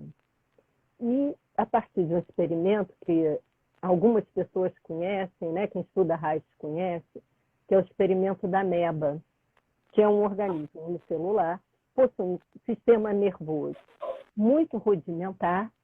Ele começa a olhar para a ameba e ver esse movimento, né? Então, quando ela expande, ela vai em direção ao outro. Quando volta, ela volta ao seu centro. E aí ele pega um alfinete e começa a espetar essa ameba. Então, ele espeta. No momento que ele espeta a ameba, ela se contrai. E ela paralisa por alguns segundos. Depois que esse estímulo aversivo sai, a ameba volta a pulsar. E ela começa a pulsar novamente. E ele vai dar uma segunda espetadela. E ele vai espetando a ameba e o que ele vai percebendo progressivamente, essa ameba ela se contrai mais. E quando ela volta a expandir, ela vai menos. Né? Até o momento que ela não volta mais. Né? Isso determina, óbvio, a morte da ameba. Então, ele começa a entender essa relação. Né? O organismo ele precisa pulsar. Né? Ele precisa gerar um fluxo. Mas para quê? E ele começa a entender que todo organismo vivo precisa de relação, em busca de. Né? Nós expandimos e vamos em direção a algo, né? Em direção ao alimento, em direção à relação, algo que vai nos nutrir nesse mundo. E se a gente for pensar, né, no sistema intrauterino, né, no organismo intrauterino, se a gente for olhar, né, para essa célula que está se desenvolvendo, ela pulsa também. Né? Ela vai pulsar e ela vai chegar a isso. E ali ela vai estabelecer uma relação, que é isso que os terapeutas corporais eles começam a entender. Então, quando essa célula começa a se relacionar com esse útero, você tem algo lá fora, que é o útero, que vai responder a essa pulsação da célula. O que nós, reichianos, compreendemos disso? Né? Nós sabemos que, como lá na ameba, um estímulo aversivo ou um meio ambiente não propício vai promover algo nesse movimento de vida. Né? E nós já sabemos lá atrás, né, já com Freud, que existem dois movimentos básicos, né, no prazer e desprazer. Até então, nós sabemos disso, né, que esse organismo intrauterino ele vai funcionar no sentido prazer e desprazer. O que significaria isso? Você está dentro de um útero e essa pulsação, né, esse organismo se movendo ali, encontra um útero receptivo, ele vai ter sensações prazerosas e expansivas. Se esse útero não está receptivo por algum motivo, esse organismo tende a ter uma pulsação diminuída, mais para dentro de si, mais em direção ao núcleo. E conforme a gente, né, vai pesquisando, já tem vários autores falando sobre isso, que é essa relação do organismo intrauterino com o útero. né, que seria uma matriz. A ideia de matriz é uma ideia relativamente, né, já antiga, não é uma ideia muito nova. Então, o útero seria uma matriz. Né? Nós teríamos 3 grandes matrizes durante o nosso desenvolvimento. Né? O útero, a mãe e depois o mundo. Então, o útero seria esse primeiro lugar, essa primeira chegada de relação. Né? Para Reich, relação é com o outro. Nós estamos na vida, né, buscando relação, buscando essa troca. O Kahneman, não sei se vocês conhecem, que escreveu Anatomia Emocional, logo no início do livro dele, tem algo muito bonito que ele vai falar sobre relação. Né? Ele diz que a nossa primeira relação após o nascimento é respirar. É uma troca. Isso. Você recebe da natureza e doa a natureza do gás carbônico, né? Exatamente. É muito bonito isso. Nós recebemos energia para viver, que é o oxigênio, nós precisamos disso. A partir do momento que a gente nasce, aceitar esse mundo é respirar. Quando a gente respira, a nossa primeira respiração, nós estamos aceitando esse mundo. Então, né, o Kahneman ele fala dessa relação. No organismo intrauterino, essa relação, essa troca também existe. E essa troca ela vai acontecer desde um primeiro momento. Então, quando a gente diz, tem 17 genes que podem, né, causar autismo. Como é que isso se dá? Né? Nós vamos ter que pensar em embriologia lá atrás. Né? Como é que isso acontece? Como é que é a divisão genética? Né? Nós sabemos que existe algo físico ali. Né? Um óvulo se encontra com o espermatozoide. Quando eles se fundem, eles têm uma carga genética que vai se encontrar, eles vão se entrelaçar. E aí Reich vai falar de algo muito bonito, que ele diz que esse momento é um momento de iluminação, é um momento de encontro, é como se fosse uma grande explosão. E aí nós precisamos entender do que ele está falando, né? O que ele está dizendo para a gente é o seguinte, o óvulo da mãe, espermatozoide do pai, traz uma carga, não só genética, mas uma carga energética desses indivíduos que vão se encontrar. Então, nessa explosão, essas relações, essas primeiras relações, que são as relações, né, do DNA, vão acontecer. Então, a gente pode até começar a pensar, né, o que acontece aí com o gene defeituoso? Né? Que momento é esse? E por que uma família tem uma criança sindrômica, né, a gente conhece muitas, e a outra não? O que determina isso? Será que é só um encontro genético? Ou tem uma série de circunstâncias desse ambiente que vai promover isso? Né? A gente, que a mãe tem mais de um filho, que é pai e tem mais de um filho, a gente sabe que um filho não é igual ao outro. E a gente diz, mesma mãe, mesmo pai. O que acontece aí? Então, nós temos uma N variáveis, né, que vai determinar esse momento. Se os pais, né, se eles estão bem, se financeiramente eles estão bem, isso tudo interfere na relação. Então, o tipo de relação, né? O tipo de relação que eles têm, o ambiente da casa, o ambiente familiar. Entende, Ana? Como você está naquele momento? A relação como ela está naquele momento. Né? Às vezes a gente gera um filho e está num momento de relação muito ruim. Quem é você estava falando aí do encontro, né, dos gametas e tal, e eu fiquei lembrando, porque eu sei qual foi a relação em que eu concebi os meus filhos. Porque foi de uma intensidade, de um amor, de uma entrega tão grande que eu tenho certeza que foi naquele momento. Os 3, eu tenho 3. Tem esse tipo de experiência, e tem experiência do tipo, o casal está se separando e engravida, isso é muito comum, né? Na clínica a gente vê muito isso. Então, que momento é esse, né? Energeticamente, né? Como é que você está se doando para uma pessoa a quem você está se separando? Ou a pessoa está doente? Nós temos N variáveis aí, que vai determinar, né, esse encontro, esse momento, que era disso que o Reich ia falando. Ele diz assim, olha só, esse é um momento de iluminação, vai depender da carga, da intensidade desse encontro. E isso é determinado por uma série de coisas. Um dia que você está bem ou que você não está bem, um momento de vida. né? Então, isso tudo vai determinar uma base, né? Nós estamos falando de uma base, de um alicerce. Então, nós podemos pensar também nos problemas genéticos como um problema ligado a esse ambiente, tá? Isso é uma suposição.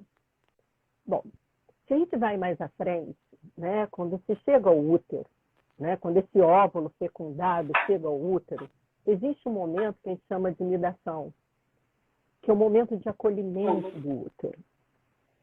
E aí nós temos várias coisas que podem acontecer nessa hora, né? Uma mãe estressada, uma mãe cansada, ou uma pessoa que esteja muito bem. Então, esse é o primeiro encontro, né, desse novo organismo com o seu meio ambiente. Que nós não, né, às vezes a gente nem sabe que está grávida. Então, vai depender de uma série de circunstâncias de vida. E o Reich vai falando de prevenção, né? Ele tem uma parte, o final, o último período da vida dele, ele vai falar sobre prevenção, que é justamente esse momento. Então, ele vai entendendo, né, que esse útero que acolhe, ele tem uma condição que tem a ver com a vida, que tem a ver com o momento, que tem a ver com o ambiente, que tem a ver com uma série de coisas. Né? Nós estamos vivendo no mundo, por exemplo. Né? Se você está num ambiente muito estressante, engravida, seu organismo responde a esse ambiente, a gente sabe disso. Então, essa relação com o útero, que vai determinar que esse novo organismo, se ele pode se expandir mais ou menos.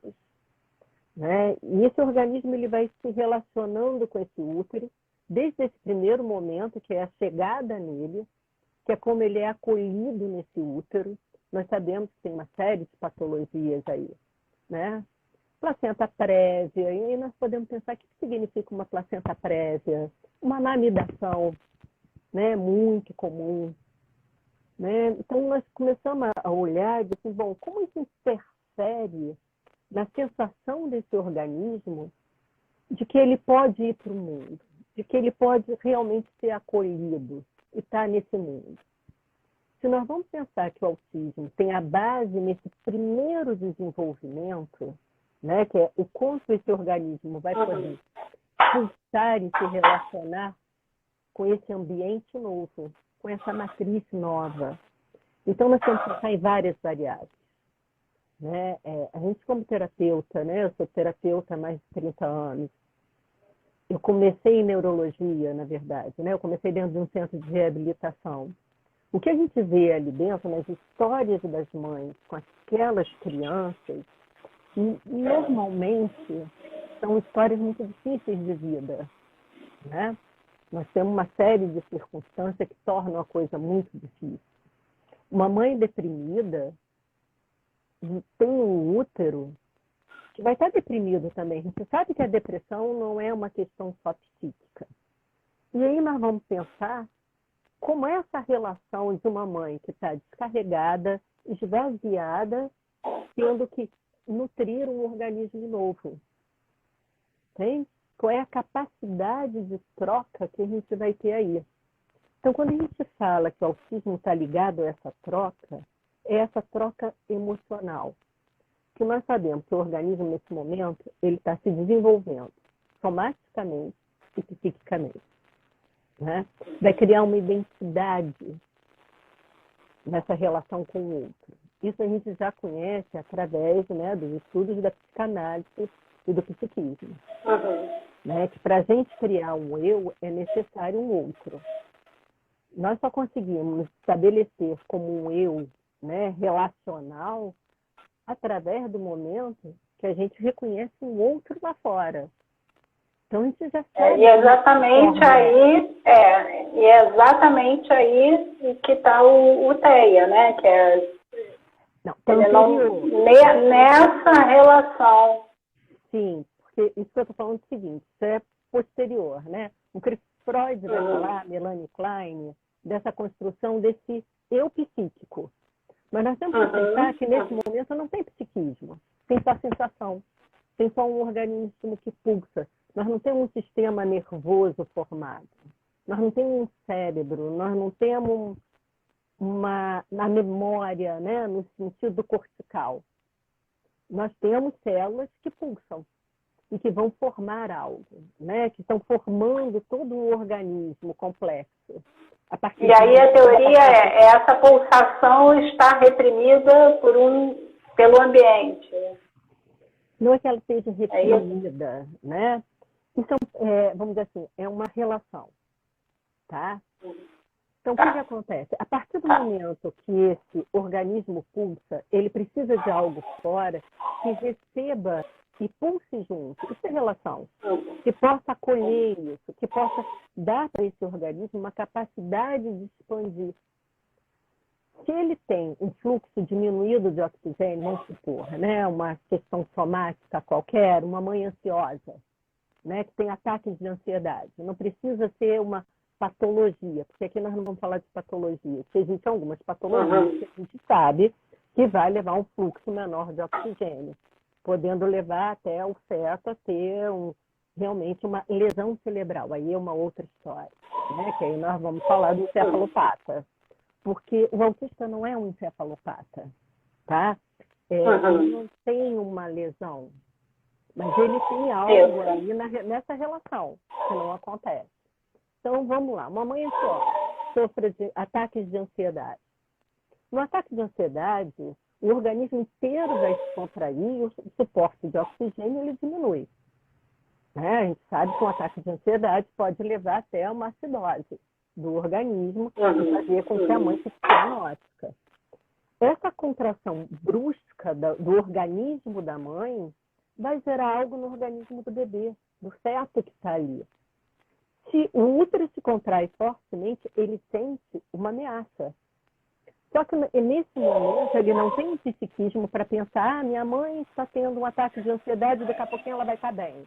É uma coisa só, né? Eu estou tendo um ataque de ansiedade, né? E nem é um pensamento, é uma sensação. Exatamente, não se tem essa ideia. Então, imagina um feto, né? Que não tem essa ideia, ele só sente uma profunda contração no seu organismo e uma sensação profunda de morte. O que o organismo faz, né, que o Reich descobriu na ameba, que em toda situação de ameaça, nós nos encolhemos e vamos para o nosso centro, né, numa tentativa de manter a vida. Então, nós diminuímos todo o nosso movimento e levamos para o centro para que a vida possa ser mantida. Né? Toda situação de estresse, a gente sabe que isso acontece. Nós vamos fazer o quê? Vamos pegar tudo que resta, todo o nosso oxigênio, e vamos para as funções vitais. E é isso que esse organismo vai fazer.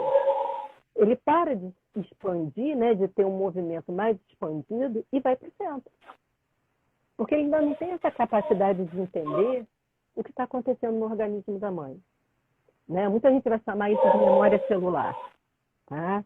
Na hora que esse organismo se contrai e fica preso ali.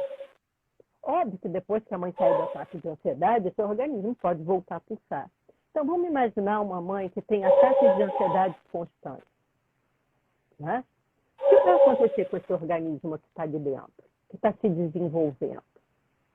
Então, vai ser como a ameba. Ele vai estar o tempo todo sendo espetado. O tempo todo ali. E a mesma coisa na depressão, né? Por exemplo. Na depressão, ele está ali constantemente sem acalento. Esse organismo que está sendo gerado, ele não vai ter aporte.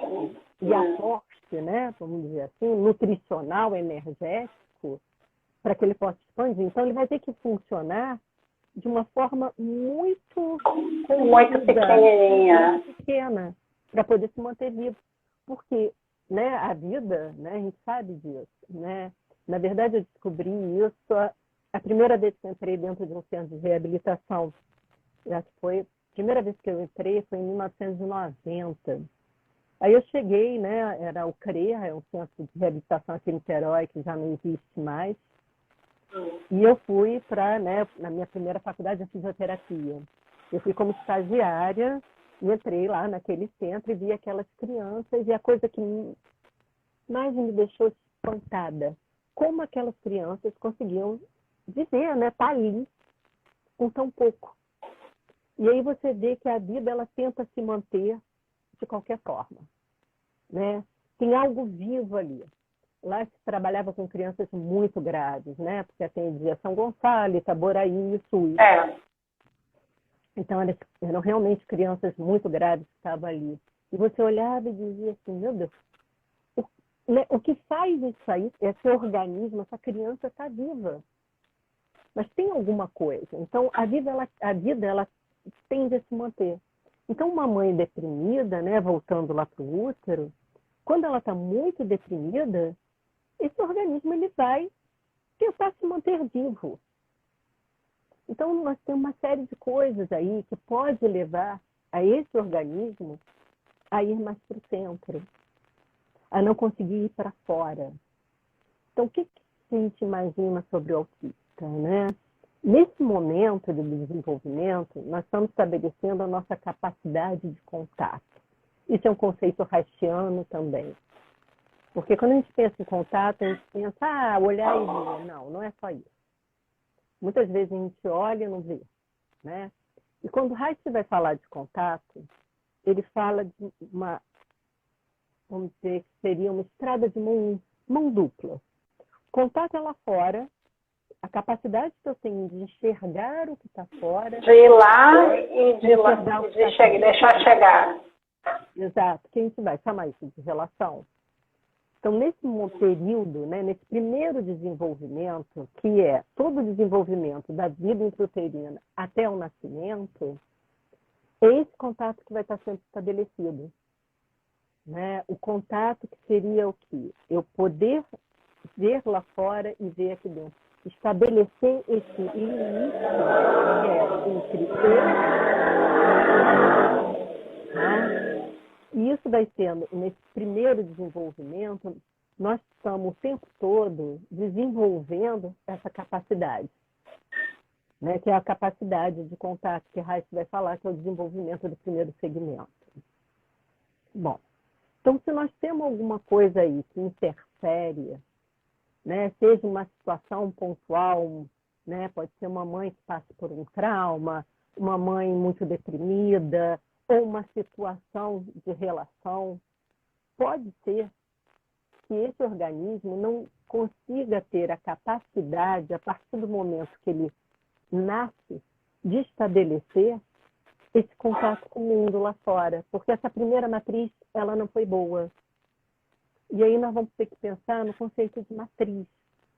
Né? Matriz é algo que tem que nutrir esse feto, né? Ou essa vida em desenvolvimento, nutrir a nível somático e psíquico, tem que estabelecer um ambiente de segurança, né? Tem que gerar segurança e exploração. Então, esse organismo ele tem que ser capaz de explorar o seu ambiente. E para a gente poder explorar o ambiente, a gente tem que ter um ambiente seguro.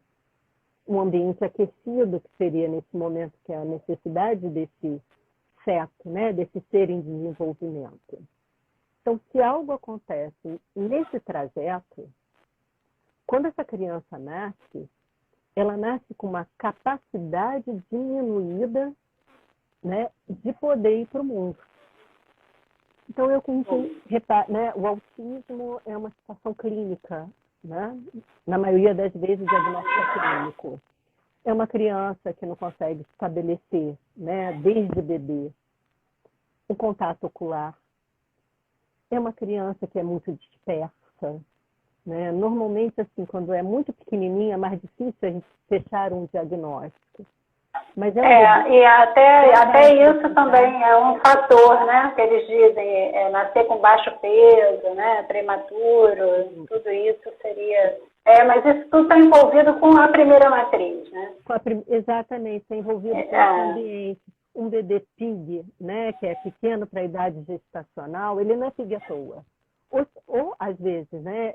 Devido a uma patologia, né? E aí você tem uma questão realmente somática, né? A mãe está desnutrida, tem alguma coisa que esteja acontecendo com o organismo da mãe, mas a gente sabe que o que acontece com o organismo da mãe afeta diretamente o organismo do bebê. Né? A gente, né, Reich chama isso de par funcional. São dois organismos diferentes, mas que mantêm uma correlação. São antitéticos, mas são complementares. Eles se complementam, um não pode existir sem o outro. Se algo acontece com o feto, algo acontece com o organismo da mãe e vice-versa. Mas, ao mesmo tempo, eles são, né, têm um desenvolvimento separado. Então, né, nesse momento, né, essa matriz, se ela não funciona bem, posterior, quando o bebê nasce, ele traz um registro, que é disso que a gente vai falar. Né? Então, a maioria das vezes, o exame clínico num Asperger ou num autista, não te revela nada. O que você vai ver é uma série de sintomas que vão se desenvolvendo, né, durante o segundo desenvolvimento, que é o pós-útero. Tá? O desenvolvimento é a segunda matriz, né? A amamentação. Sim, mas que aí acaba não acontecendo. Porque o que acontece? Se essa criança está que nem aquela mebinha, né? Foi muito espetada e está muito recolhida, está muito ao centro, quando vem, né, para o mundo e vai se relacionar com essa mãe, não tem a capacidade de ir. Entende? Ele fica preso ali. Não consegue se alimentar. Porque a amamentação exige todo um movimento de captura, né, do alimento, de movimentação em direção. O que a gente fala sobre a amamentação? A amamentação ela tem dois momentos, né? Tem um momento de nutrição somática, e um momento de nutrição afetiva, né? Isso às vezes é muito difícil para as mães entenderem. Então, o bebê primeiro ele mata a fome, depois ele se preenche de afeto. Né? Então, quando ele fica chupetando, que a mãe diz, mas está fazendo o meu bico de chupeta. Não é só isso. Ele está voltando de novo a uma relação intrauterina. Porque essa relação dentro do útero é estabelecida através do cordão umbilical. Ele está diretamente ligado a essa mãe o tempo todo. Essa relação ela é muito íntima. Quando o bebê nasce, a forma que ele tem de retomar a esse estado de fusão é através do peito. Né? E aí nós temos que pensar na mãe, se ela né, se é possível para ela suportar, e a capacidade desse bebê. De ir também ao encontro disso e se permitir poder, né, ter uma relação de prazer aí. Nós vamos falar, então, do orgasmo oral.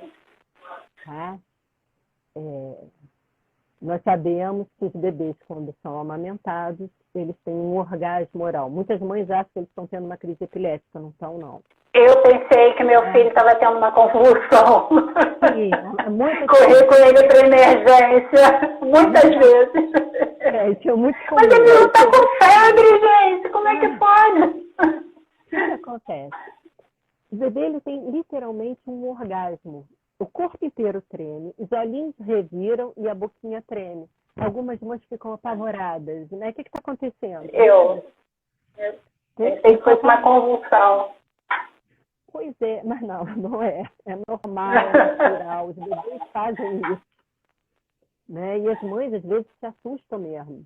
E aí correm para um pediatra. E o que está acontecendo? O meu bebê está virando os olhinhos, né? Mas nem o pediatra sabe, né? O pediatra também não sabe. A maioria... Vamos acompanhar, vamos ver. Se acontecer de novo, a gente vê. Até porque a relação de amamentação, hoje a gente está retomando esse movimento, né? Nós temos que pensar na amamentação, ela foi muito mal vista durante muitos anos, né? Primeiro, a amamentação, né, logo no início do século, ela não era feita pela mãe, mas por uma ama de leite, né, do século passado. Depois, no meio do século, era visto como coisa de mãe pobre, né, com a entrada do leite ninho e de leite em pó. Mãe rica dava mamadeira, que é a minha geração, né, minha mãe é da geração mamadeira. Reforçada, né? Pois é. Bebê gordinho. Então, essa relação com o peito está sendo retomada agora, de uns 20 anos para cá. Essa coisa do amamentar, do nutrir. Aqui tem uma pergunta da Tereza Cristina. A relação da mãe com o feto... tem uma pergunta aqui. A relação da mãe com o feto é um momento entre eles que pode traçar uma dinâmica futura para o bebê? Sim, Tereza. Sim. Pelo que a Simone está falando aqui, sim. Os terapeutas corporais, terapeutas haitianos, né, nós acreditamos o seguinte, que a estrutura de caráter vai ter os seus núcleos no desenvolvimento intrauterino, tá? A base das estruturas vão estar ali. Se elas vão ser desenvolvidas ou não... Todas elas? Sim, a base, né? Porque a estrutura de caráter ela é desenvolvida através da função do prazer, tá? De conseguir ou não estabelecer uma relação prazerosa com o mundo, e consigo mesmo e com o outro, tá? Que nós vamos chamar de repressão. Todo o desenvolvimento psicossexual, ele é baseado no prazer, na busca do prazer. Tá? Então, na vida intrauterina, se esse organismo está muito contraído, se ele tem uma capacidade de se expandir, tá? Isso é, vamos dizer assim, é um núcleo, da onde parte. Tá? Mas isso não é determinante, a gente tem que ter muito cuidado com esse pensamento, às vezes muito mecânico, de que aconteceu lá no útero, pronto, não tem mais jeito. Não. Hoje, até com relação ao autismo, alguns autores estão falando em cura, né? Tem várias pesquisas falando do cérebro plástico, do quanto você pode retomar essas experiências intrauterinas, tá? Dentro da clínica, você tem visto, né, muitas melhoras, né, chegando muito perto da normalidade. Então, assim, existe algo que pode, não é determinante, mas é uma base. Sim, o que você nasceu, a condição que você nasceu tem total capacidade de transformação, neuroplasticidade, né? O que mais tem sido visto aí. Aí, vamos falar da segunda matriz. E caso haja uma amamentação? Pois é. Essa é a questão, né? Uma mãe... Você falou da impossibilidade, né? Mas vamos lá, uma mãe insistente, disponível... Sim. Pode... O que a gente vê aí? Que passou por um momento durante a gestação... Sim. Dentro da terapia corporal, o que a gente tem? Bom, existe algo que aconteceu lá, com esse organismo lá no útero, né? A gente sabe que trauma, quanto, né, nesse sentido de algo que vai trazer algum desvio no desenvolvimento, né? Falando de trauma nesse sentido. Quanto mais regredido, quanto mais esse organismo não estiver preparado para lidar com essa situação, né, nós sabemos que é mais grave.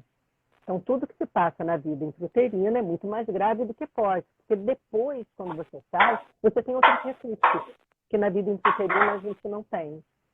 Então, quanto mais tarde, né, ocorre um trauma ou algum desvio, nós já temos recursos para lidar com frustração, nós temos a fala, nós temos um movimento. Imagina um organismo intrauterino que não tem uma série de recursos que nós temos. O único recurso que ele tem é expandir e contrair. O bebê, depois que nasce, ele começa a ter outros recursos. Ele pode chorar, ele pode gritar, né? Ele pode se mover de alguma maneira, né? De uma outra forma. Então, esses recursos vão dando para a gente uma capacidade maior de lidar com esse estresse. Então, esse segundo desenvolvimento, né, ele não determina que seja exatamente o que aconteceu no primeiro. Mas nós vamos pensar que a mãe, né, que a mãe é essa matriz, né, que foi né, que vamos dizer assim, que teve esse bebê dentro do útero. Se é uma mãe estressada, ela vai continuar sendo estressada quando o bebê nascer. Entende? Óbvio que se pode fazer uma série de coisas, tá?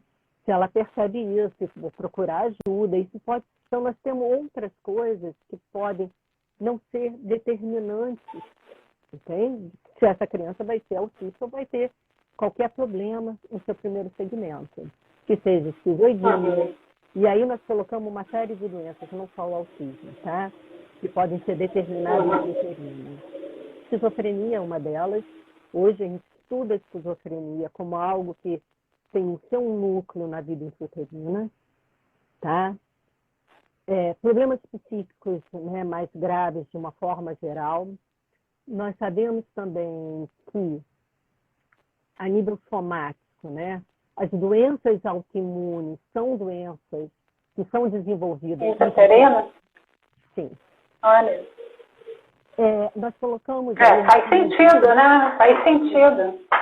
Se o sujeito está numa matriz deficiente, faz todo sentido, né? Pois é. O corpo dele vai reagir àquilo ali. Né? O que a gente diz que é uma biopatia, né? As biopatias, elas estão ligadas ao reconhecimento de um eu. Então, a doença autoimune é como se, de alguma forma, seu próprio organismo não reconhece, não se reconhece. Então, é uma falta de identidade biológica. Então, nós temos dois tipos de falta de identidade, né? A biológica e a psíquica. A psíquica vai aparecer na esquizofrenia. Entende? O autismo também não estabelece uma identidade de eu, porque para eu estabelecer um eu preciso estabelecer alguém fora. Né? A identidade psíquica, ela acontece assim. Primeiro eu reconheço um não eu, né? Que tem alguém lá fora que não sou eu. O não eu, para depois saber que eu sou eu. Sim. A partir do momento que eu vou estabelecendo esse não eu, esse outro lá fora, eu começo a estabelecer quem sou eu. Tá? Então, nós temos uma série de doenças hoje vistas dentro da terapia corporal, que são doenças ligadas ao útero, que têm, né, os seus núcleos ali, que podem se desenvolver ou não. Né? Quantas histórias a gente conhece de gente que desenvolve doença autoimune com 30, 40 anos, não necessariamente quando pequeno. E normalmente o que a gente vê é numa situação de estresse muito grande, onde o organismo tem que se encolher muito profundamente e aí abre uma crise. Né? Simone, a incidência é muito alta, né? 1% Sim. da população do autismo, do TEA, transtorno de espectro autista, né? Mas o pessoal, não, porque mudou o diagnóstico, mudou o diagnóstico, agora a forma de diagnóstico e tal, mas uma a cada 60 crianças é muita coisa. Eu acho muito, né? Coisa. Muita coisa. A doença social, agora, a doença social tem influência na qualidade desse útero, na qualidade dessa relação, né? E aí você transcende isso. Bom, o tipo de patologia que a gente vem vendo em criança, psicopatologia, vem mudando muito, tá? A gente tinha um tipo de criança 20 anos atrás, hoje nós temos outro tipo de criança. Assim, né, que a gente vem vendo, nós estamos com uma geração que a gente chama muito esquizoide, que é uma geração com uma identidade muito fluida, né? É uma geração que você não determina, tanto que nós temos hoje uma infinidade de gêneros, né? Então, uma capacidade de se identificar com algo muito difícil, tá? Assim, né, esse diagnóstico de autismo, ele vem aumentando, né? Então, as pessoas dizem, antigamente a gente via menos. Talvez a gente visse realmente menos. Hoje é muito mais comum e as pessoas estão reconhecendo mais também. Então, nós temos que pensar nisso também. Né? O autismo está sendo mais conhecido. Né? As pessoas estão sabendo diagnosticar mais rápido. Às vezes eu nem estou falando do aumento, eu não estou falando do aumento. Vamos olhar só o dado de hoje, sem falar do aumento. Né? 1% da população mundial, 70 milhões de pessoas têm o diagnóstico de autismo. Olhar no momento atual. É muita coisa. Aí a primeira coisa que a gente vai ter que fazer era um estudo sociológico, né? Entender o que está acontecendo com a comunidade, o que está acontecendo com as mães, de uma forma geral, né? Nós temos todo um contexto social e histórico, né, que as mulheres estão lidando hoje. Não só as mulheres, quanto os homens. E isso é um ambiente. Então, quando a gente fala de um ambiente de desenvolvimento, né, desse primeiro desenvolvimento, nós estamos falando de um pai e de uma mãe, que estão dentro de um contexto social. A vida hoje é muito diferente do que era 20, 30 anos atrás. né? O tempo disponível que a gente tem, uma série de questões hoje de vida que as mulheres se deparam. Então, nós temos que pensar num contexto muito mais amplo. E fora o que a gente nasce num contexto e quando nós somos adultos, como a mudança está sendo muito mais rápida do que era 50 anos atrás, nós nascemos num contexto e quando nós nos tornamos adultos, nós estamos num contexto completamente diferente. Reich vai dizer que a neurose é um produto social. Tá? A neurose ela é produzida dentro de uma sociedade. Agora, a psicose também. Nós estamos falando de um grau, né, mais anterior. Então, se a gente sabe que nós vamos desenvolver a neurose na relação social, então nós estamos falando de um ambiente, de uma sociedade. O aumento do autismo dentro de uma sociedade está falando de uma doença da sociedade também. Né? Se você for ter uma visão mais sistêmica, a gente sabe disso. Por exemplo, uma família que tem um psicótico, você não tem um psicótico, você tem uma família psicótica ali. Algo acontece naquela família que produz uma doença psíquica. O autismo também. E nós vamos pensar, né, que essa criança ela está inserida no meio familiar, numa escola, numa sociedade. Nós não temos como muito fugir disso. Então, esse desenvolvimento pós o útero, nós temos uma série de variáveis que estão em torno dessa criança que podem ou não desenvolver algo que aconteceu na vida intrauterina. Eu acho que era essa a pergunta. Então, assim, a vida intrauterina, ela não é determinante, mas ela traz um potencial ali, maior ou menor, tá? Mais carga, menos carga, mais capacidade de lidar, né, com esse desenvolvimento ou não. E a partir do momento que você nasce, você tem uma segunda matriz que é a mãe.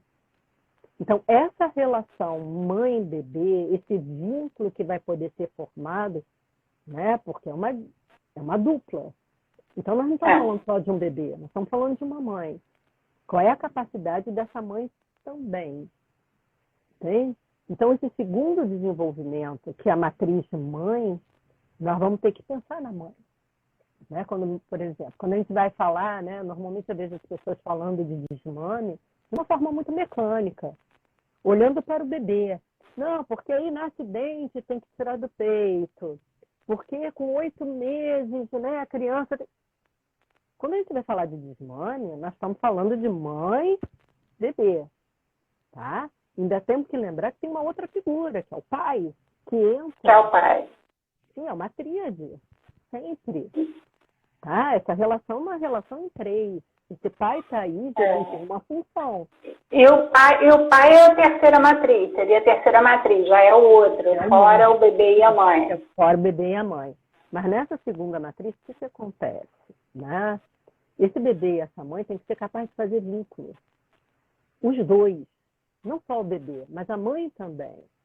Então, quando a gente vai falar de amamentação, né, nós estamos falando se a mãe é capaz, se a mãe pode também. E o desmame não se dá só pelo bebê. Eu tive dificuldade de desmamar. Muitas mães têm. De deixar ir para o mundo, não se sente esvaziada. Tem uma série de questões que tem a ver com a mãe, não com o bebê. O bebê já pode, mas o bebê mostra e a mãe segura. Ou pode ser o contrário também. Né? Não tem receita de bolo, entendeu, Ana? Quando a gente fala de desenvolvimento, nós temos uma ideia. Nós temos, né, algo que a gente segue. Mas tem muitas variantes no meio disso aí. Então, quando a gente vai falar de tem uma pessoa aqui, a Gisele está perguntando desmame para mãe solteira, que não tem o outro na figura do pai. Né? Mas tem um outro, Gisele. Sempre tem um outro, né? O desmame, na verdade, ele vai começar já no parto, tá? É um processo. Né? O momento do desmame é só um processo. É um ponto dentro de um processo. Tá? É igual o parto. O parto ele não é por si determinante de nada. É um evento. Tá? Então, parto é um evento, desmame é um evento dentro de um processo inteiro de desmame. O desmame ele vai terminar por volta dos 10, 12 anos, quando realmente a pessoa entra no mundo. Né? Que ela está com toda a sua capacidade biológica, somática, pronta, amadurecida para poder exercer uma função no mundo. Então, a figura do pai ela é importante no apoio à mãe a esse movimento. Mas existem outros pais, né? Vamos dizer assim, né? Não precisa ser necessariamente um pai biológico, mas alguém que cumpra esse papel, né? Pode ser um avô, uma avó, uma tia que cumpre o papel de dar suporte a essa mãe para levar esse bebê para o mundo. Por exemplo, nas sociedades matriarcais, não se tem esse papel do pai, do homem, do marido, né? A sociedade... É todo o grupo, né? É todo o grupo que cumpre esse papel. Exato, de cuidar dessa criança além da mãe. É que nós não temos suporte, né? O patriarcado, ele vem trazendo uma hierarquia, né? Que não existe no matriarcado. Então, essa figura desse pai que leva para o mundo não vai existir lá. Mas existe uma função. Quando a gente fala da figura do pai, é bom que a gente entenda que nós estamos falando de uma função, tá? Porque normalmente as pessoas... A função do outro diferente da mãe e do bebê, né? Exato, que possa levar e mostrar esse mundo de um outro lugar de uma forma mais prazerosa, tá? Porque é essa busca da satisfação e do prazer no mundo que faz a criança sair do peito. Ela precisa ter interesse lá fora. O maior interesse dela é a mãe, óbvio.